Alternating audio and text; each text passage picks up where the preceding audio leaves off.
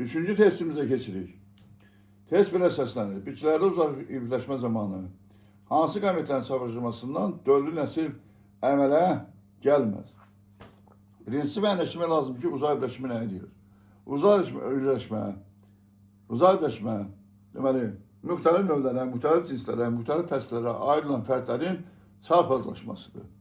Bu proses əksər halda dölçüsündən nəticələnir. Çünki fərdlər müxtəlif növlərə aid olduğuna görə onların gen sayıları uyğun gəlmir. Gen sayıları uyğun gəlmədiyinə görə xüsusilə də profazda konjugasiya olmur.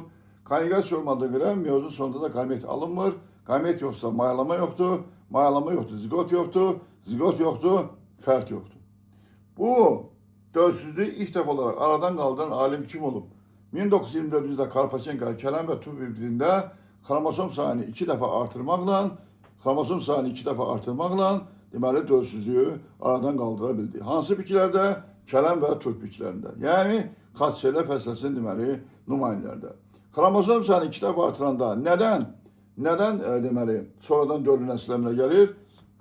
Kələmin xromosom sayı 18, turpun xromosom sayı 18, normalda bunlar 9 alınır 18 və bu döllü nəsil verilməz. Çünki bu 9 ilə 9'un sayıları uyğun gəlmir. Uyğun gəlmədiyinə görə onların sonuçta miyozun sonunda gamet vermə ehtimalı 0%'dir. Və Karpaçenko neylədir? Karpaçenko miyozun gedişatını pozdu. Kələmdə də alınan deməli gametlərin sayı oldu 18. Bu 9, bunun öz 9'una uyğun gəlir. Yəni gametin xromosom sayı olur 2. Necə? Miyozun gedişatını pozmaqla. Eynilə turpda da gametin xromosom sayı oldu 2. 9 öz 9'unu tapdı və bunlar arasında gen sayısı mübadiləsiz getdiyinə görə sonuçta deməli o döllü nəsil ala bildi. Uzaq birləşməni heyvanlara tətbiq edirlər, amma heyvanlarda bəzi hallarda dölçsüzlüklə nəticələnir. Nədən? Niyə bitkilərdə dölçsüzlük Karpaçenko metodundan aradan qaldırılması mümkün olduğu halda bu heyvanlarda mümkün deyil. Çünki heyvanlarda bitkilərdən fərqli olaraq həm sinir, həm də humoral tənzimə rast gəlinir. Bitkilərdə isə yalnız humoral tənzim var. Sinir sistemi kifayət qədər həssasdır və adca, hətta xromosom sayını demirəm, adi bir genin düşməsi sonuçta deməli fərdin gamet verməməsinə və dölçsüzlüyə gətirib çıxarır. Amma bitkilərdə bunu etmək mümkündür. Bitkilərdə yalnız humoral deməli tənzimə rast gəlinir. Deməli bunu ilk dəfələrdən qaldıran alim oldu ki, Karpaçenko. Testdə nə yazılıb? Bitkilərdə. Deməli, bu tipli testlər dimin seleksiyasında da var, amma orada biraz başqa cür yazılıb. Mən bunu götürdüm, deməli qametləri tətbiq etdim ki, abituriyentlər bunları rahatlıqla mənimsəyə bilsinlər. Deməli, abituriyent nəyə fikirməlidir?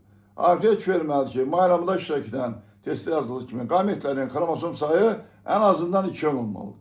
Ən azından 2 olmalıdır ki, o 2'nin özünün daxilində, özünə homolog olan genləri tapsın, gen sayısı mübadilə edə bilsin və o birisi 2 olan ikinci başqa bir bitki də öz homoloji xromosomuna tapıb gen sayısı mübadilə edə bilsin ki, alınmış zigot döllü nəsil versin. Amma bu zaman nəzərə almaq lazımdır ki, bu çalışma zamanı alınan döllü nəslin minimum xromosom dərsi olur neçəyin? 4'in. 2'ye vursun 2'in, alınır neçəyin? 4'in. Bir de deyirəm, bu tipi testlər seleksiyada var, dimin testlərində var, amma orada bu tərzdə yazılmıyor. İndi baxaq bunlara. Harada dölçsüzlüklərdən qaldırmaq olar? Abituriyentin biləcəyi məsələlərdən biri də ondan ibarət ki, bax, birinci var, böyük. Bunun xromosom dəsti nədir? Bəzən abituriyent deyir ki, bunun xromosom dəsti triploiddir. Yox, bunun xromosom dəsti haploiddir. Buralar C, D, K, Y, mən nə qədər əlamət artsam da onun xromosom dəsti dəyişməyəcək. Yəni, bunun xromosom dəstini haploid edən nədir? Bunun xromosom dəstini haploid edən odur ki, bir əlamət iki gendən daşınır, bir əlamət bir gendən daşınır. Ona görə əlamətlərin sayından asılı olmayaraq, bunun xromosom dəsti olacaq haploid. Bunun da xromosom dəsti haploiddir. Ki, hər əlamət bir gendən daşınır və haploid xromosom dəsti hüceyrə, vurulsun haploid xromosom dəsti hüceyrə alınacaq 2 və burada dölçsüzlük aradan qaldırılmış. Çünki bu ayrı bir bitkinin qameti, bu da ayrı bir bitkinin qametidir və bunlar gen sayısını, oxşar gen sahələri tapa bilmədikləri üçün orada konjugasiya getməyəcək. Bu deməli verir 2 və burada dölçsüzlüyü aradan qaldırmaq mümkün deyil. İndi ikinci teste bakalım. Orada biraz şaşırmamak lazım. Çünkü ben testin metninde gamet yazmışam. Ne yazmışam? Gamet yazmışam. Bu gametin kromosom dəsti nədir? Bu gametin kromosom dəsti 2N'dir. Niye?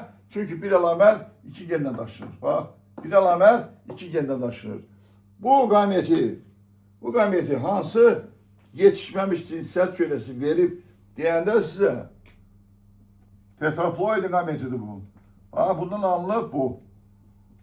Bu tetraploiddir, yetişmemiş cinsiyet kölesi verip 2N. Ve buna baksanız 2'ye. Bunun her birinin kromosom dəsti 2N'dir. 2N'dir deməli bunlar hərəsi özünə homolog tapacaq. Meyozun profaza birində normal konjugası gidecek ve bu sonuçta 4'ü nesil verecek. 2 düz, 2'ye vursun 2'ye beraberle 4'ün.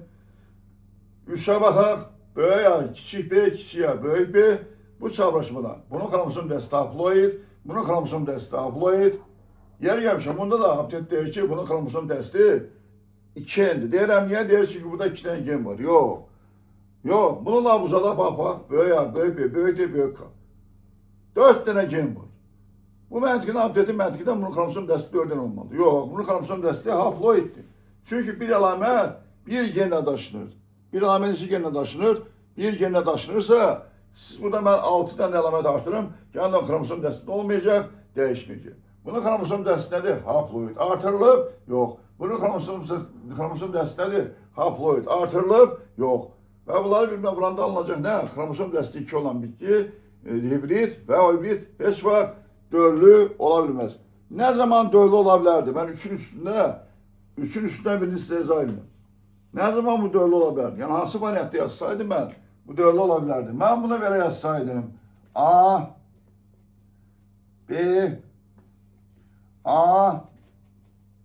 B vurulsun. A, böyük B vurulsun. A, böyük B. Ah, böyle olsaydı. Böyle olsaydı gametler. Onda AB özünün AB tapır. Kiçik AB de özünün AB tapır. Ve bunun kromosom dəsti 2N. Gametin bunun kromosom dəsti 2N. Mayalamadan alınır ne? 4N ve 4'süzlük aradan kaldırılır. Bu cür. Bu cür aradan kaldırmak olardı. Ama burada göründüğü gibi her biri N'dir ve burada 4'süzlüğü aradan kaldırmak mümkün değil.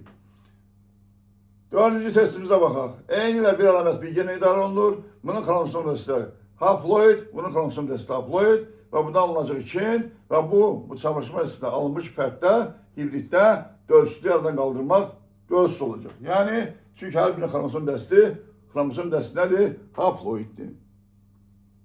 5. teste bakalım. 2 verin. 5. teste. Bak. Dikkatle fikir verseniz. Bir alamet 2 genden taşınır. Hardan bildim ben? 2 böyük A, 2 böyük D, 2 böyük K. 2 verin. Bunun kromosom dəsti. Bu gametin kromosom dəsti nədir? 2N'dir. Niye? Bir alamet 2 genden taşınır. Hatta ben bunu belə saxlasaydım 2 böyük A. Gene de dölünəsi verəcəkdi. 2 böyük A ne demekti? 2 böyük A 2N demekti. Buna bakın. N ile ikinci bir bitkide de her bir gen 2 element taşıyor. Neçə element taşıyor? 2 element taşıyor. Fikir verin. Burada da ikinci bitkide de deməli kromosom dəsti 2 dəfə artırılıb ki bu sahələr bir-birindən sahə müadiləsinə gedə bilsinlər və ya da ən əsası konjugası olsun. Ona göre de bu 5 olacak 4'lü. 2N olacak 4'ün. Ve nihayet 6.'ya baksak. Fikir verin. 2 böyük A, 2 böyük B. 2 böyük A, 2 böyük B. Ayrı bitkilerin deməli gametleri.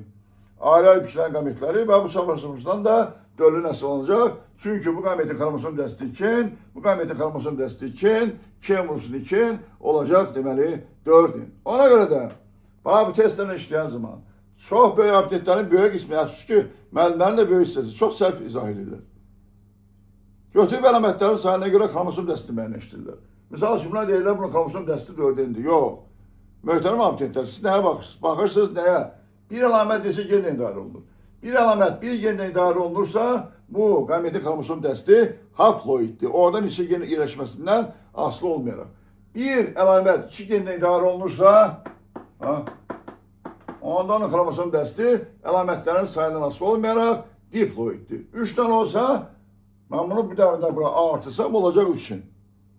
Onda da 400'lərdən qaldırma olar. O şərtdən ki, burada da onu artırmaq mümkün olsun. Beləliklə bizim 3-cü testimizin cavabı 1 deyil. 1 deyil. 400'lü aradan qaldırmaq. Bir dəqiqə. Döllü nəsil əmələ gəlməz. Gəlməz deyir. 1-də döllü nəsil əmələ gəlməz. 3-də döllü nəsil əmələ gəlməz. 4-də döllü nəsil əmələ gəlməz. Gəlməz. 2, 5, 6-da döllü nəsil əmələ gələr. Bizdən soruşuldu, gəlməz. 1, 3 və 4. 1, 3 və 4.